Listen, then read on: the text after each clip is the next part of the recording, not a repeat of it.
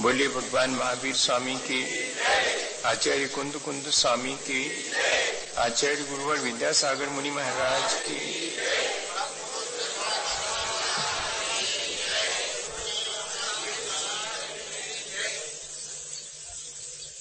हम सभी लोग अपने जीवन को अच्छा बनाने के विभिन्न उपायों पर विचार कर रहे हैं। एक बहुत आसान सा अपने जीवन को अच्छा बनाने का उपाय भगवान की भक्ति भी है। इस कलयुग में सत्संग और भगवान की भक्ति, ये दो जीवन को अच्छा बनाने के बहुत आसान उपाय हैं। भगवान की भक्ति किस तरह से करें जिससे कि हमारा जीवन अच्छा हो, ये जिम्मेदारी हमारी है। हमारा जीवन अच्छा क्यों नहीं है? क्योंकि हमारे जीवन में परतंत्रता बहुत है। हम इंद्रिय और मन के विषयों को लेकर के बहुत परतंत्र हैं। हमारी इच्छाएं, हमारी वासनाएं, वे भी हमें परतंत्र बनाए हुए हैं। और भगवान की भक्ति हमें इस तरह की परतंत्रता से मुक्त करने में कारण बनती है। भगवान का दर्शन, उनकी वीतरागता का स्मरण, उनके गुणों का चिंतन और उनके जैसे बनने की भावना और लगन हमारे जीवन में आसक्ति को घटाती है, इंद्रिय और मन के विषयों से हमें विरक्त करती है और हम अपने उस स्वाधीन और स्वतंत्र आत्म स्वरूप की तरफ दृष्टिपात करते हैं, जिससे कि हमारा जीवन अच्छा बनने लगता है। भक्ति तो सभी लोग करते हैं, तो फिर क्यों सबका जीवन अच्छा नहीं बन पाता? असल में भक्ति करने का सबका ढंग अलग अलग हो सकता है, पर भक्ति की जो भावना है वो ज्यादा महत्वपूर्ण है। हम लोगों का भक्ति करने का जितना ध्यान भक्ति के ढंग पर है कि किस ढंग से भक्ति की जानी चाहिए, उससे यदि अधिक ध्यान इस बात पर हो कि किन भावों से भक्ति की जानी चाहिए, तो जरूर हमारा जीवन उस भक्ति के माध्यम से भी बहुत ऊंचा उठ सकता है। एक प्रेयरफुल, एक डिवोशनल एटीट्यूड हमारे भीतर जब तक नहीं होगा, तब तक वो हमारी भक्ति हमारे जीवन को ऊंचा नहीं उठा सकती, हमारे जीवन को अच्छा नहीं बना सकती। भगवान की भक्ति करने वाले के लिए भगवान कुछ देते लेते हो, ऐसा नहीं है। असल में वो जो हमारी भक्ति का भाव है, वो हमारे चित्त को निर्मल बनाता है, ये हमारी उपलब्धि है। हमारे भीतर के विकारों को हटाता है, हमें स्वाधीन और स्वतंत्र बनाता है, हमारी परतंत्रता को मिटाता है। वो जो भक्ति का भाव है, वही हमारे जीवन को परिवर्तित करने का सबसे बड़ा कारण है। भगवान तो सिर्फ एक निमित्त है। उनकी प्रेजेंस, उनकी उपस्थिति का एहसास, वो हमारे जीवन को परिवर्तित करता है। लेकिन हम सबका ध्यान वर्तमान में भक्ति कैसे की जाए, उसका क्या ढंग होना चाहिए, इस पर ज्यादा होता है। एक व्यक्ति को मंदिर में पूजा का काम सौंपा गया। पुजारी की तरह उसे मंदिर में रखा गया और 6 आने पैसे के हिसाब से उसे वेतन मिलेगा, ये तय कर दिया गया। सस्ते का जमाना था, 96 पैसे बहुत है। मजा ये है कि अब तो सब काम इसी तरह होते हैं जिनमें भावना से अधिक धन, पैसा, ये सारी चीजें ज्यादा जुड़ी हुई होती हैं।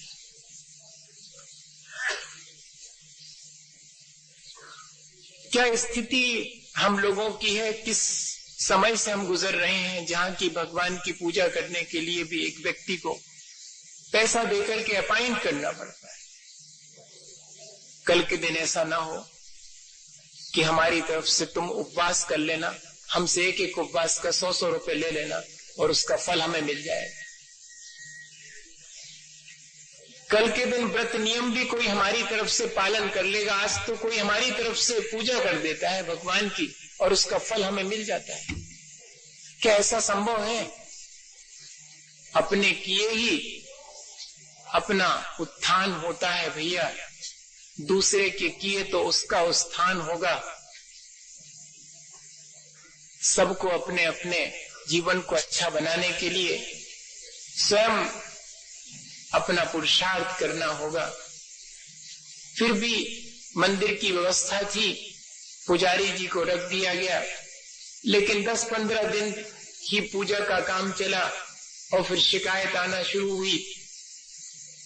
जो ट्रस्टी थे मंदिर के, वो सब इकट्ठे हुए, उन्होंने एक मीटिंग रखी कि भाई बहुत सुनने में आ रहा है कि पुजारी ठीक नहीं है,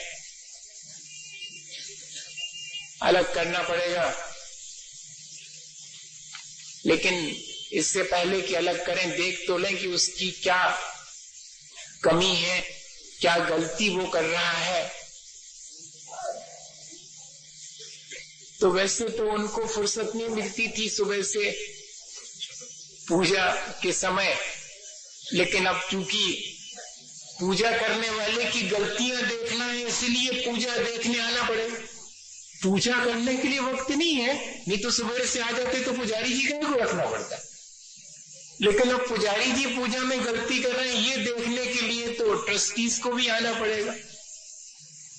आए वो चुपचाप छुप के देखा तो क्या देखते हैं कि पुजारी जी मंदिर के बाहर बने हुए कुएं पर बढ़िया से स्नान करके बड़े प्रफुल्लित हैं, नृत्य कर रहे हैं, नहा भी रहे हैं और बड़े आह्लादित होकर के फिर भगवान के पूजा की थाली सजाते हैं। तो माली जी ने बहुत सारे फूल लाकर रखे हैं और प्रसाद भी बना करके रखा हुआ है, वो सब पूजा की थाल में सजा रहे हैं। तो देखते क्या है कि पुजारी जी एक एक फूल सूंघते हैं, बहुत अच्छा है, और थाली में सजा के रख देते हैं। फिर दूसरा उठाते हैं, उसे सूंघते हैं, फिर रख देते हैं। फिर वो जो मीठा चढ़ाने के लिए आया था उसको थोड़ा सा चक्कर के देखते हैं, हाँ बहुत अच्छा, फिर पूरा रख देते हैं उसमें। अच्छा, इसीलिए शिकायत आ रही थी, गड़बड़ यहाँ है। फौरन जाकर के पुजारी से कहा कि ये क्या करते हो, सारी द्रव्य तुमने झूठी कर दी, भगवान के चढ़ाने लायक नहीं रहेगी, तुम्हें पूजा करने का ढंग नहीं आता, छुट्टी तुम्हारी। पुजारी जी क्या बोले? बोले सियाने पैसे देना हो तो देओ, ना देना हो सो ना देओ, पूजा का ढंग तुम जानो, हम तो पूजा करना जानते हैं, पूजा का ढंग आप जानो। हम तो भगवान की पूजा करते हैं, आपका पूजा करने का क्या ढंग है वो हमें नहीं मालूम। तो बोले तुमने तो सारी द्रव्य ये झूठी कर दी। बोले ये भी मैं नहीं जानता, मैं जब बचपन में छोटा सा था तो मेरी माँ भी कोई भी चीज मुझे खिलाने से पहले खुद चख के देखती थी कि ठीक है कि नहीं, और इतने बड़े भगवान को अगर मैं फूल चढ़ाऊं और उसमें सुगंध ही नहीं आए तो वो क्या कहेंगे कि ऐसा चढ़ा है बिना सुगंध वाला, तो पहले सूंघ करके खुद देख लेता हूं कि अगर ठीक है तो चढ़ता हूं। मेरे पूजा करने का ढंग तो ऐसा ही है जैसे कि माँ अपने बेटे को बहुत प्यार से भोजन कराती है, मैं भी अपनी पूजा भक्ति बहुत प्यार और बहुत श्रद्धा से करता हूँ। बहुत डिवोशनल एटीट्यूड है मेरा, बहुत समर्पित भाव से करता हूँ। बाकी ढंग आप जानो कौन सा करना चाहिए, सूखे द्रव से करनी चाहिए कि गीले से करनी चाहिए, कि फूल फल चढ़ाना चाहिए कि सूखी द्रव चढ़ाना चाहिए। जो आपको करना हो खड़े होके करनी खड़े होके करो, बैठ के करनी हो बैठ के करो, वो ढंग आप जानो। मैं तो सिर्फ उसका भाव जानता हूं कि पूजा करने के पीछे भाव क्या है, उद्देश्य क्या है, चित्त की निर्मलता उद्देश्य है। बाकी सब चीजें तो आलंबन है, उन आलंबन में उलझने से काम नहीं चलेगा, हमें तो अपने परिणाम संभालना पड़ेंगे। भक्ति में पहली आवश्यकता है कि भगवान के गुणों के प्रति मेरे मन में अपार श्रद्धा और प्रेम हो, तब ऐसी भक्ति मेरे जीवन को निर्मल बनाएगी, मेरे चित्त को मलिनताओं से बचाएगी। और दूसरी चीज, भगवान को देखने की आंख होना चाहिए। वो श्रद्धा की आंख से ही दिखाई पड़ता है, वरना पाषाण में वहां कहां भगवान है। वो तो सिर्फ हमारे अंतरंग के भावों की निर्मलता के कारण जाकी रही भावना जैसी, प्रभु मूरत देखी तिन तैसी। मूर्ति में भगवान नहीं है, मेरे भावों में मैंने भगवान को, उनके गुणों को स्मरण में ला करके उस मूर्ति में आरोपित किया है। वो मूर्ति तो सिर्फ माध्यम है, मेरे उस भगवान की छवि जो मेरे अंतरंग में है उसका वो प्रतिरूप है, उसकी वो प्रतिकृति है। वो मूर्ति को नहीं पूजता, मैं उसमें बैठे हुए मूर्तिमान को पूजता हूं। इस श्रद्धा के साथ यदि हमारी भक्ति है तो वो भक्ति हमारे जीवन को अच्छा बनाने में कारण बनेगी। सुनने में आता है, कहते भी हैं अपन कि कण कण में भगवान है। इसके मायने क्या है? इसके मायने ये है कि मेरे अंदर इतनी श्रद्धा है कि जहां कहीं भी देखता हूं, जहां भी सांस धड़कती है, वहां पर मुझे भगवत्ता दिखाई पड़ती है। क्योंकि जैसी चेतना परमात्मा अवस्था को प्राप्त करने की सामर्थ्य और हैसियत वाली जैसी चेतना मेरी है, वैसी ही सबके भीतर है। इसलिए एक दीनहीन व्यक्ति के भीतर भी मुझे वही चेतना और उसकी वो परमात्मा अवस्था को प्राप्त करने की सामर्थ्य दिखाई पड़ती है। इसलिए कहना पड़ा कि कण कण में भगवान दिखाई देते हैं। ये चाहिए भक्ति के लिए दृष्टि, भक्ति के लिए भाव अत्यंत निर्मल हो, भक्ति के लिए दृष्टि अत्यंत श्रद्धा संपन्न होनी चाहिए। तब जाकर के वो भक्ति हमारे जीवन को रूपांतरित कर पाएगी, परिवर्तित कर पाएगी। कोशिश करें ऐसी दृष्टि। अभी तो दृष्टि में कोई अपना, कोई पराया, कोई दीनहीन गरीब, कोई छोटा, कोई बड़ा, जाने कितने भेदभाव से युक्त जीव दिखाई पड़ता है। लेकिन एक वैसी दृष्टि जहां हर जीवात्मा के भीतर भगवत्ता दिखाई देने लगे, वैसी दृष्टि हमारे भीतर उत्पन्न हो, तो जिसके भीतर ऐसी दृष्टि उत्पन्न हो जाएगी, बताइए उसका जीवन अच्छा बने बिना कैसे रहेगा। वादिराज महाराज ने भगवान की भक्ति करी और भगवान की भक्ति करते हुए वो शुरुआत में जय घोष करते हैं कि ये शुरू करता हूं भगवान आपकी भक्ति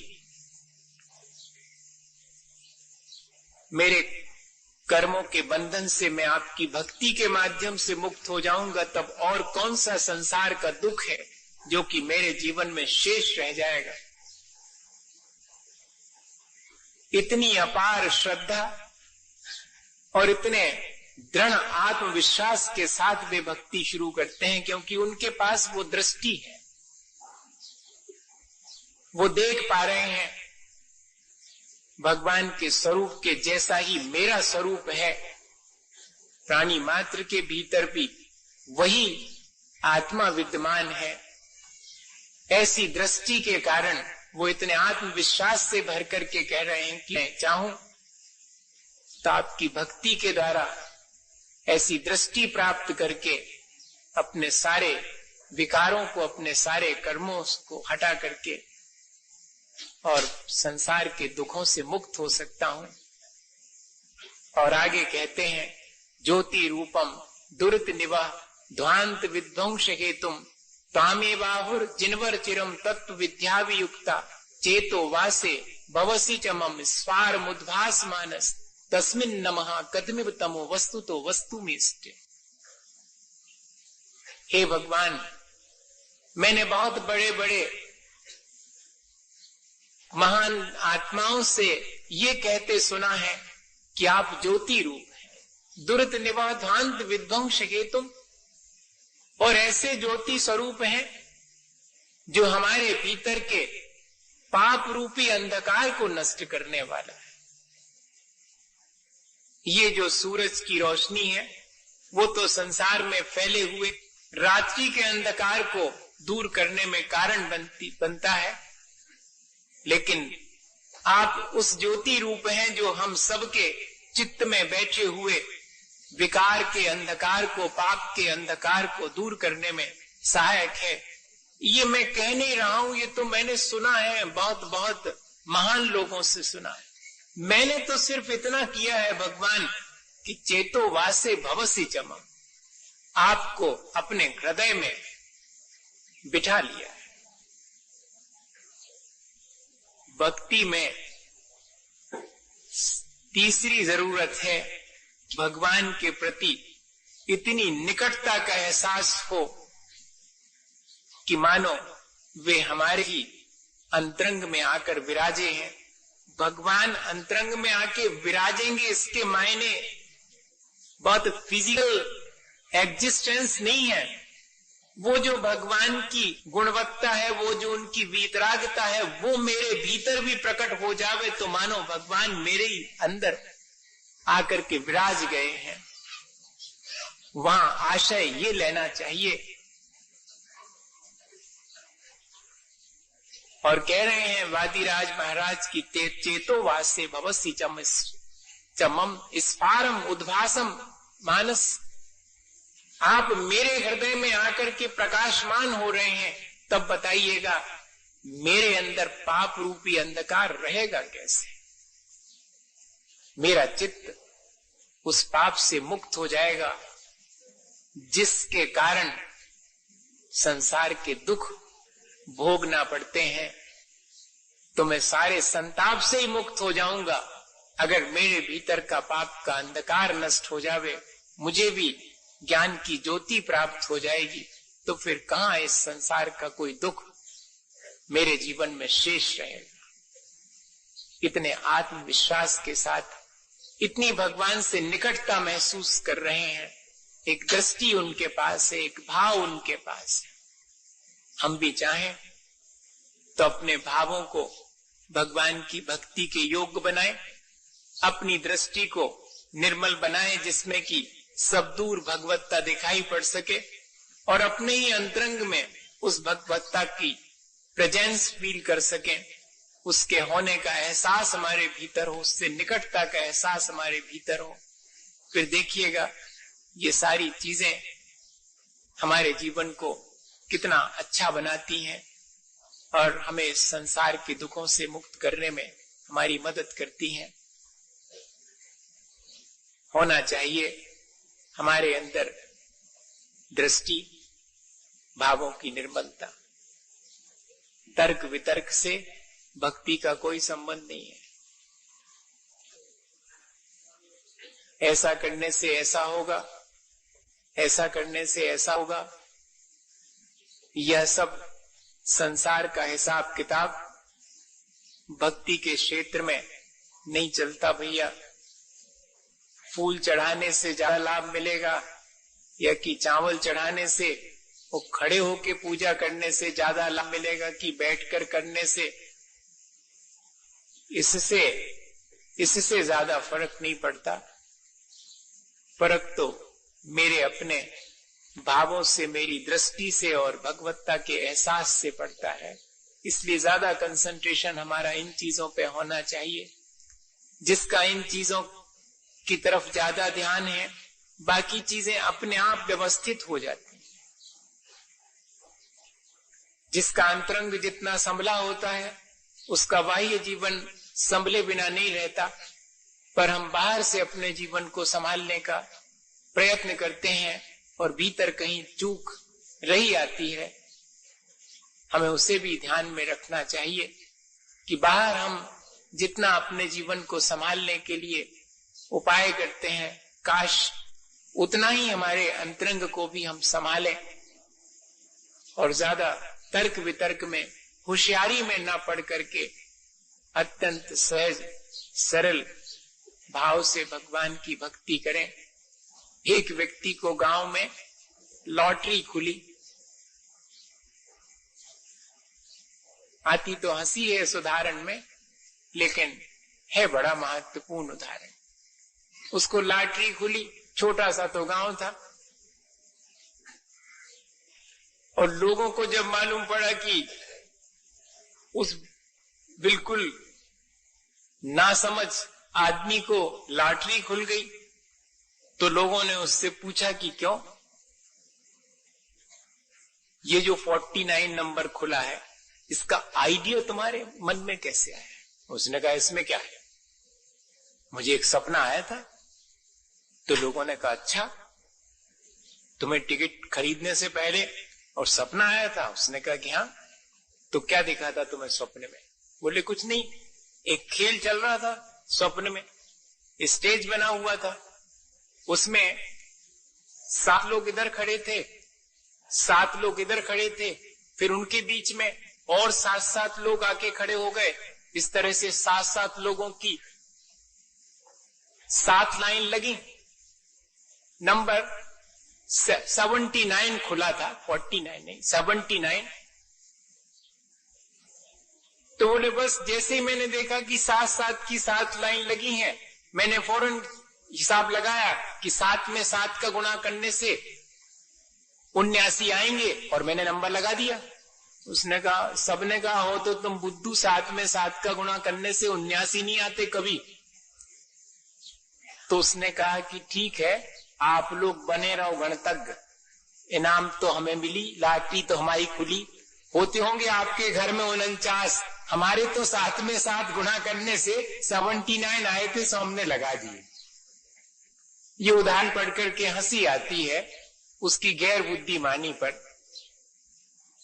लेकिन अगर हम अपने जीवन में झांक करके देखें तो हम भक्ति के क्षेत्र में जो वर्तमान समय में होशियारी कर रहे हैं, अपनी बुद्धि लगा रहे हैं, हिसाब किताब से चल रहे हैं, नाप तोल करके भक्ति कर रहे हैं, ऐसा कहना चाहिए। हाँ, नाप तोल कर आती है द्रव्य। मैं तो रोज देखता हूं थाली लगाने वाले को, उसको पहले से इंस्ट्रक्शन है, इतनी इतनी रखना, इसमें ज्यादा रख दी, उसमें रख।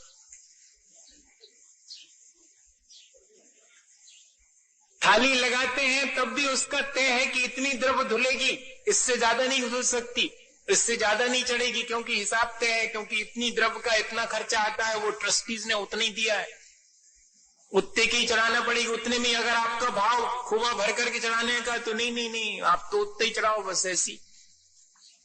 आपके भावों से नहीं चलेगा, हिसाब किताब से चलेगा, नाप तोल से चलेगी आपकी भक्ति। भैया, चौथी बात है कि भक्ति में नाप तोल और हिसाब किताब नहीं चलता। भक्ति में तो ये सब चीजें पीछे छूट जाती हैं, और मेरे अपने परिणाम और उन परिणामों की उज्जवलता ही उन क्षणों में काम आती है। इसलिए इतना सब भक्ति का अनुष्ठान, पूजा पाठ करते हुए भी हमारा जीवन अगर परिवर्तित नहीं हो पा रहा है, तो हमें अपने उस भक्ति और पूजा के अनुष्ठान में कहाँ क्या परिवर्तन करना है वो कर लेना चाहिए, और इस भक्ति के माध्यम से जैसे बने अपने जीवन को अच्छा बनाने के लिए प्रयत्न करना चाहिए। इसी भावना के साथ कि हम श्रद्धा और भावों की निर्मलता से भक्ति करके अपने जीवन को अच्छा बनाएं।